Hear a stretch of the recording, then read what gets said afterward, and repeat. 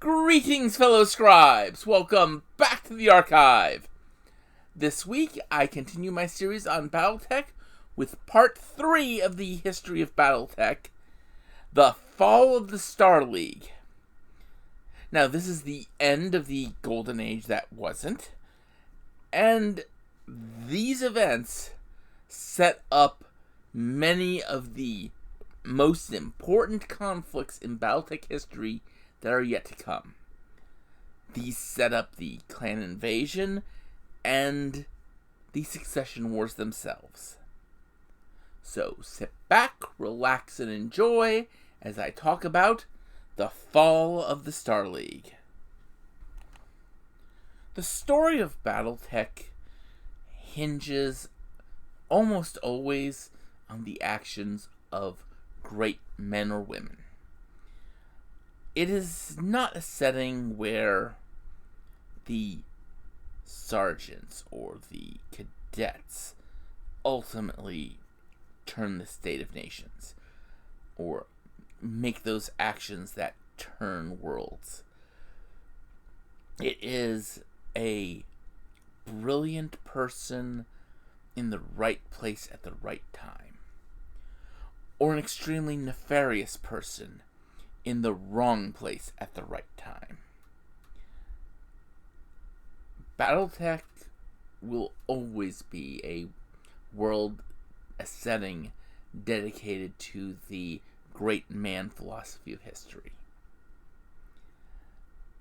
And this is not a bad thing. This is how the Star League falls.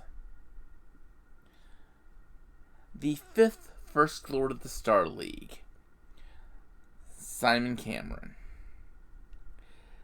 He was making a goodwill tour of the Inner Sphere and Periphery.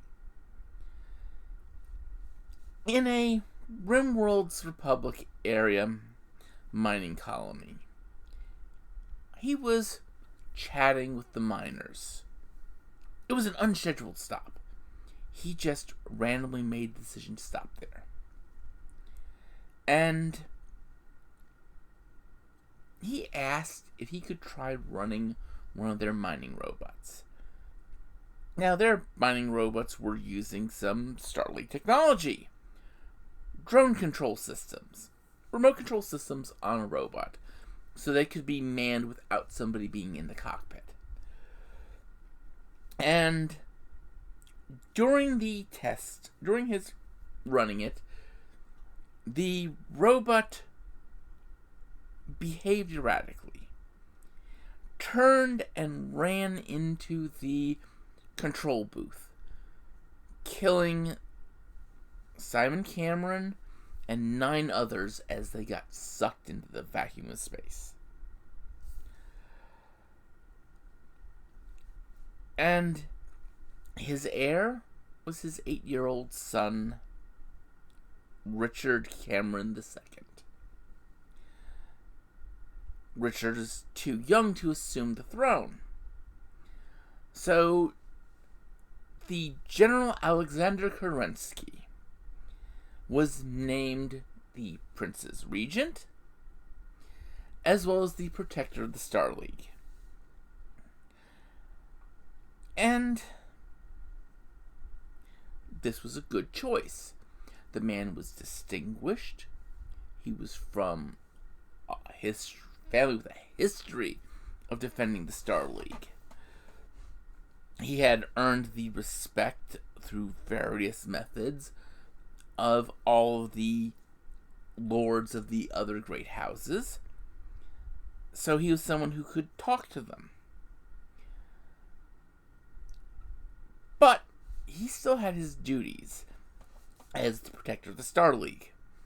This meant that while he was still the regent, was making decisions in the field, not on Terra, others would come in to the circle of the young First Lord. One of these was the leader of the Rimworld's Republic, Stefan Amaris. And Amaris was dangerous. Amaris convinced our young First Lord that he was Richard's only real friend. And he slowly twisted the mind of this young man. And it was such a gradual process. No one really caught it happening. And as we were approaching Richard's date of majority, Kerensky gets pulled away to deal with uprisings in the periphery. Now, these uprisings, someone was providing certain forces advanced tech. There was some sort of mysterious sponsor to them, providing them mechs, spaceships, dropships, everything they needed for a insurrection. Now, it was predominantly in two regions.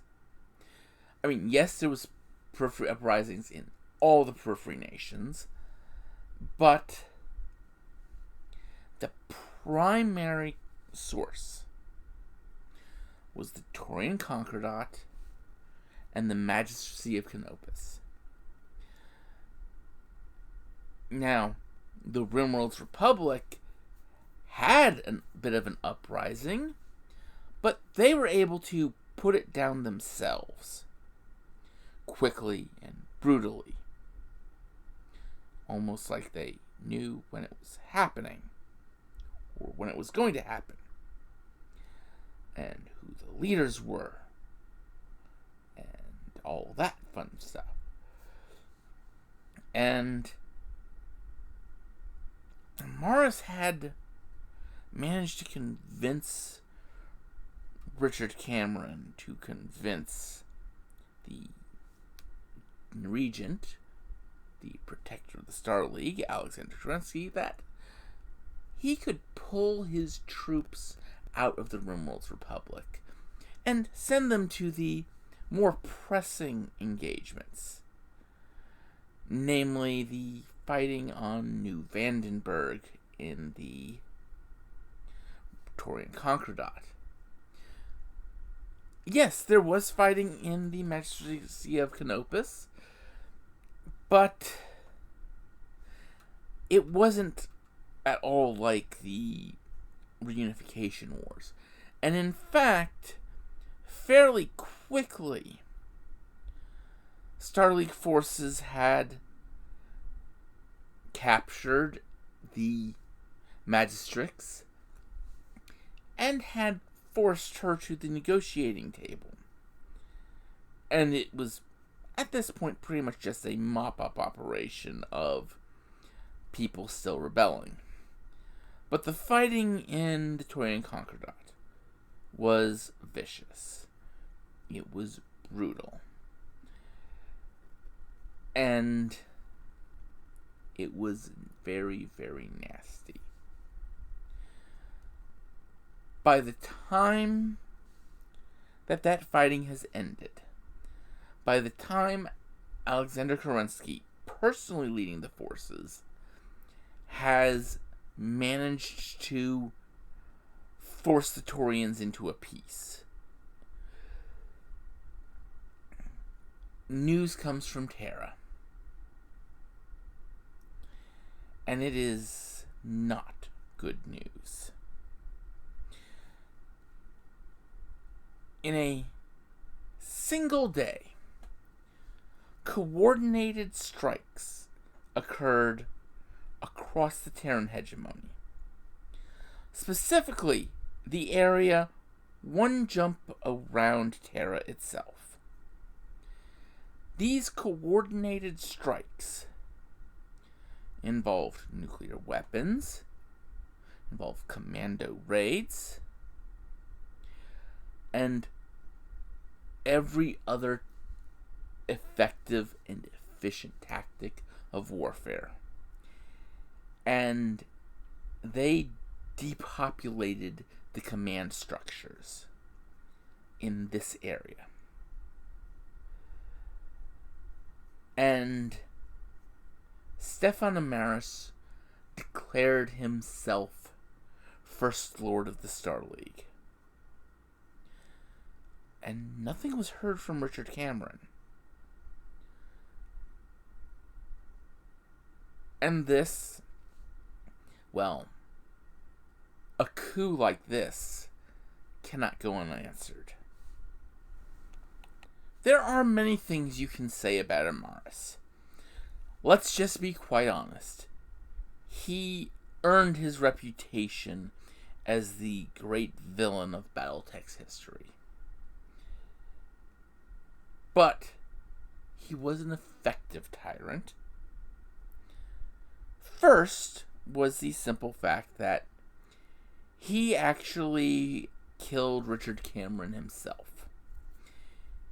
He met him in the palace, presented him an ornately jeweled laser pistol, and then shot the First Lord with it. And then his forces attacked, taking 93 of 108 worlds of the Star League at the same time this was happening. Then, after he killed Richard Cameron, he insisted on free elections. Elections that, by the way, had 80% turnout when there was a projected and head count of only about 10%, and that supported him 75% of the vote. So, let's just say these elections were not free. They were rigged as all get-go. The next thing Amaris did was he ordered the execution of anyone with any amount of Cameron blood in them, effectively removing the entire family line. So there would be no legitimate heir to the Star League. Then, he declared the Star League to be Amaris' empire, and declared himself emperor.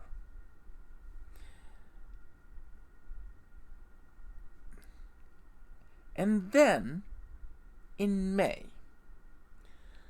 about 6 months after he killed Richard Cameron, he reestablished communications with Kerensky and gave Kerensky an offer. Serve as his right hand and have power second only to Amaris himself. Kerensky rejected this offer. And any ongoing periphery conflicts, he established a ceasefire and declared Amaris a usurper. And then he began the fight. This civil war lasted 13 years. The first thing Kerensky did, the absolute first target of the great general, was the Rimworld's Republic. He took the Rimworld's Republic. He conquered it completely. Found anyone who was against Amaris and recruited them in,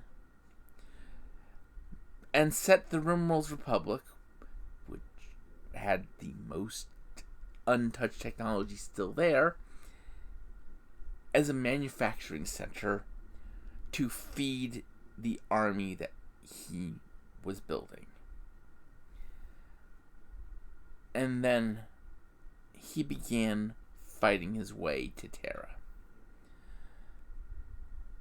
Now, the ambassador from the Draconis Combine to the Star League, who was also a cousin of the coordinator, was held prisoner, along with his whole family, during the time of the Civil War. The coordinator would not take any actions against Amaris because he was trying to protect his family. As such, he effectively was neutral, and Kerensky was not allowed passage through the Draconis Combine. So this was one territory out of 5 that Kerensky couldn't encircle through. And the Civil War itself lasted 13 years. The battle for Terra itself, the liberation of Terra, took 3 years. And when Kerensky finally burst through the gates of Unity City, the capital of the Star League, and he found what he did, when he found the bodies of all the Camerons, right where Amaris told him, he broke down the gates in his own neck. And he forced Amaris to surrender, to give the order to surrender. And then, once all the forces had surrendered, Kerensky killed Amaris. But that wasn't really the end of things. You had the entire ruling line of the Star League snuffed out. And each of the great houses, when pushed to vote for who would become the next First Lord, voted for themselves. This was the power of the Camerons. The Camerons were able to force the great houses to put aside their selfishness. Without the Camerons, no one had that power, had that clout to make them support someone other than themselves. And so the Star League was dissolved. And the great houses began preparing for war. A war that would decide who would rule the Star League, who would be the new First Lord. And Kerensky saw this war coming. He knew that what existed, that the ideals of the Star League, would not survive it. And so he sent out a call to all Star League defense forces that would answer him. They were to rendezvous at a particular location. And 80% of the remaining Star League defense force made the rendezvous. And from there, Kerensky and all these ships made the jump out of the inner sphere. They headed, on our nice map, north, away from the Draconis Combine. And were never heard from again. Or at least, that's what many would say. And a legend began to spread that one day the inner sphere would be in its darkest hour, and the descendants of Kerensky and the Star League would come back from wherever they went, and in this darkest hour they would save the inner sphere from itself.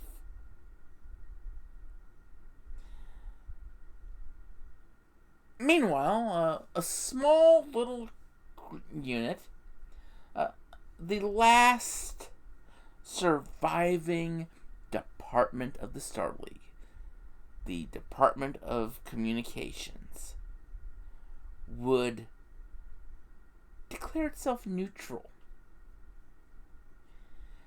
and declare that its only interest was in maintaining all communication systems, and that it would claim Terra as its headquarters until such time as a new First Lord could be selected. This communications division would eventually become known as Comstar. But that, and the wars that are coming, is a story for another video. Next week, I talk about the Succession Wars and Operation Holy Shroud. So until then, I'd like you all to remember to have fun and keep gaming.